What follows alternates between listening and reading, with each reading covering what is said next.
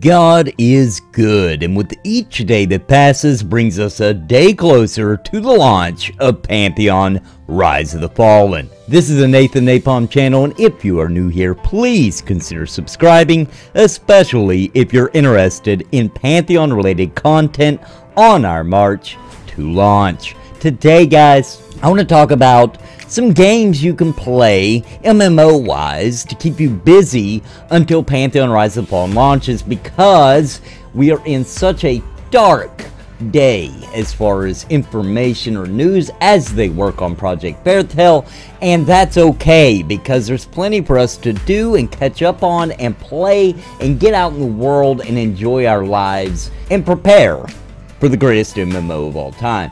So until that point, what can we play? Well, here's the deal. It really depends big time on what kind of MMORPG that you enjoy. Are you looking for something new? Are you looking to go back to something that you loved from the past? Whatever the case may be, I'm going to try to have you covered. I'm going to start with if you love Everquest, the original Everquest. If you love it, but you don't want to play it right now for whatever reason, because just so you know, there are some fairly new progression servers on there that you could go seek out on the live server. There's also Project 1999, which is about to open a new server as well, so you could start fresh there. So those are options for Everquest. But if you don't want to actually play Everquest, but that's your jam, then I would actually recommend Project Gorgon. Well, this is an MMO that is huge on the exploration portion of MMOs. It's got very intricate systems in the game to try to make you immersed, including the NPCs, which you can make certain NPCs like you more and all this kind of stuff. It's one of those games where you don't pick a class, you just level up skills and kind of create your own class depending on your style and what you like. It does have the very old school feel that's both in graphics and in the way the game plays. The dungeons are hard, requiring groups. It's a very open adventure type game, and there's a lot of sandboxy type things to the game too, such as being able to write your own books, put them in libraries, running shops out of your in-game home, working on simply becoming a crafter of some sort, such as a blacksmith, or even being able to create some simple quests for your friends or guild to participate in. Project Gorgon is a very awesome option if you like those old school kind of games, but you also want something new. Now, keep in mind, this is developed by, I think, a couple of people, so you know they do keep updates fairly coming. It's a buy to play game, so you pay for the game and then you play all you want. You can purchase that game on Steam, so Project Gorgon is a great option. Also, before I move on to the next subcategory of MMORPG, I would also like to say that if you love Everquest and you've never played Everquest 2, the Everquest 2 is another great option. It's much more like Everquest, especially if you play on the newest progression server that launched, Kaladin. If you play there, I'm telling you, most people who enjoy the original Everquest never gave EQ2 a real shot because they're still playing Everquest, understandably. That's a pretty good option as well for that type of gamer. But what if you like PvP? What about PvP? I love my PvP, and what MMO can I play to get my PvP picks? Well, I think you have several options. If I have a PvP itch, I come from Dark Age of Camelot. Yes, I also played Ultima Online back in the day, but I was super young and I was terrified of PvP. I did it, but only for survival. I didn't do it for fun, that's for sure. Not in Ultima Online. But in Dark Age of Camelot, I did PvP for fun. So to me, I think the best option, because I loved Dark Age of Camelot's PvP, so until Camelot Unchained launches, I would recommend going with Elder Scrolls Online, because it has the 3-faction PvP out in Cyrodiil, and it's actually pretty freaking good. As a matter of fact, to me, and I know I'm of a minority here, but to me, that is the best part of Elder Scrolls Online and worth playing the game simply to do the cool PvP, because you gotta work together. There's 3 factions, you get some faction pride, and you go out and there's these huge wars going on, you know, with siege weaponry and people building and trying to keep the walls up, and you're bashing through walls and you're busting through keeps, and there's chaos and It's cool. I like it. Now, also, though, for PvP, sort of in the same vein, I think Elder Scrolls does it better, that's my opinion, but also you have Guild Wars 2, which also has, it's not really factions, but it's where the different servers fight. There'll be 3 servers fighting at a time, and it also features a kind of similar to that war, sieging, and all that kind of thing. But if you're looking for more of an Ultima Online type experience, I can only direct you honestly to 2 games, and that would be Albion Online, which has suddenly had a pretty good surge of new players for whatever reason, not sure why, and of course Legends of Aria.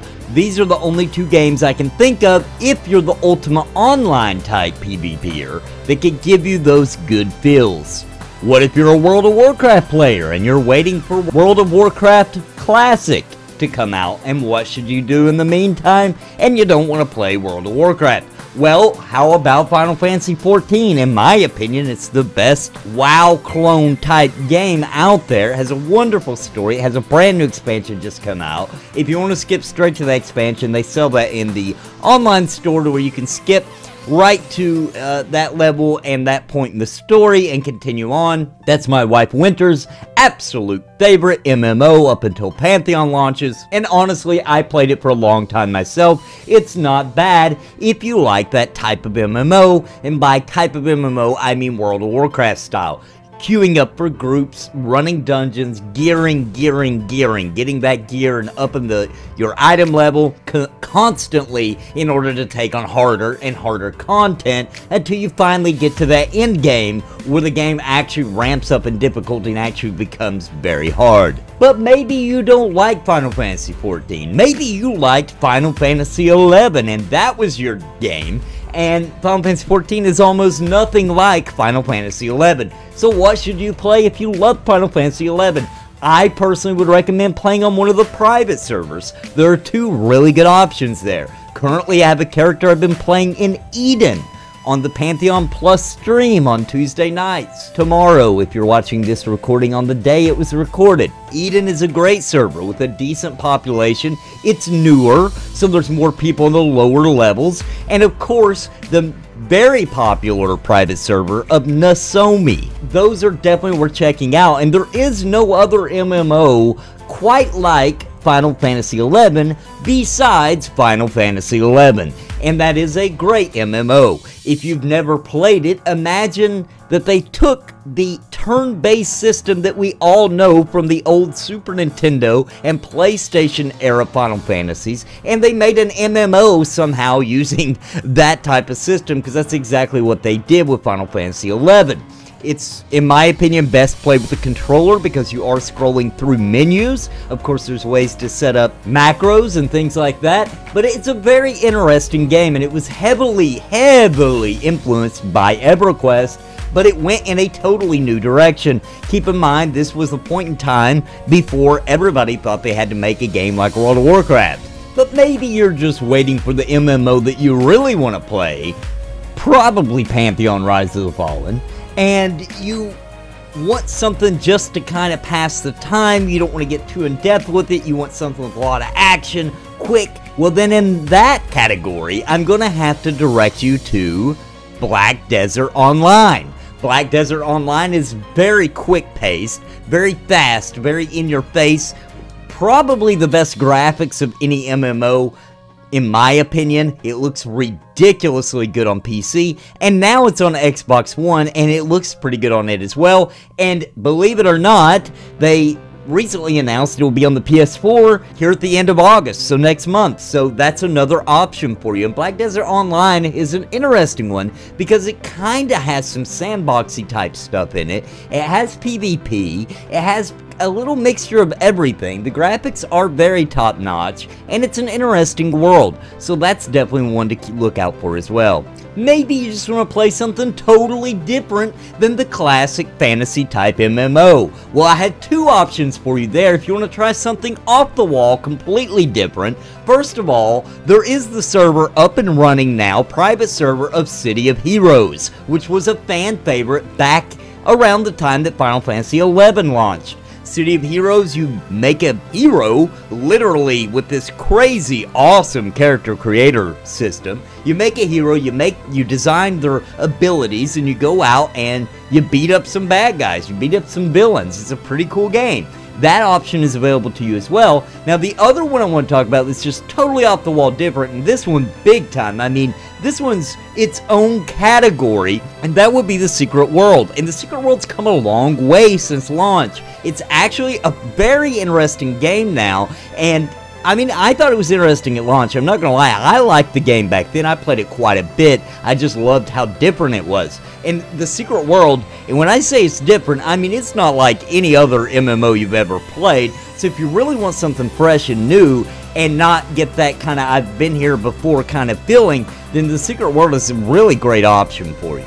And the very last option I'm going to throw on this video is one for if you really want to get political. I mean seriously political. If you want to play a game that has the most intense PvP you've probably ever seen in your life, as well as a very steep learning curve in my opinion, then you should probably check out EVE Online. It's been around for a really long time. It still boasts a beautiful player count. People still love this game. It's still getting updated. I mean, I think the game came out in like 2003. And when you play the game, it's kind of hard to believe it's that old. They've done a really good job. I mean, sure, there are certain things about the game and the UI you can argue proves its age, but honestly, from 2003, I mean, that was a long time ago, guys, and EVE Online's still kicking, still doing cool stuff, and definitely always comes off the tongue when somebody talks about PvP or political anything in a game.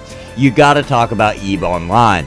Guys, I hope you enjoyed the list today. I hope I said something that would spur you to go try out an MMO or go back to an MMO or whatever the case may be, because we've got to keep ourselves entertained, guys. If you're waiting on Pantheon Rise of the Fallen, then we are right now in the Dark Ages. We do have a newsletter coming up, so we'll have some new stuff to talk about very soon. But in the meantime, guys, we've got to keep ourselves busy until the launch. I hope you enjoyed the video today, and until next time, God bless and happy gaming. Please listen to what I say. I've been making videos all day. My friends all say I'm it's a video buffet, you can even hit replay. But please just subscribe. I can't even describe being part of my tribe. I'll even offer you a prize, but just please just subscribe and hit the bell notification too.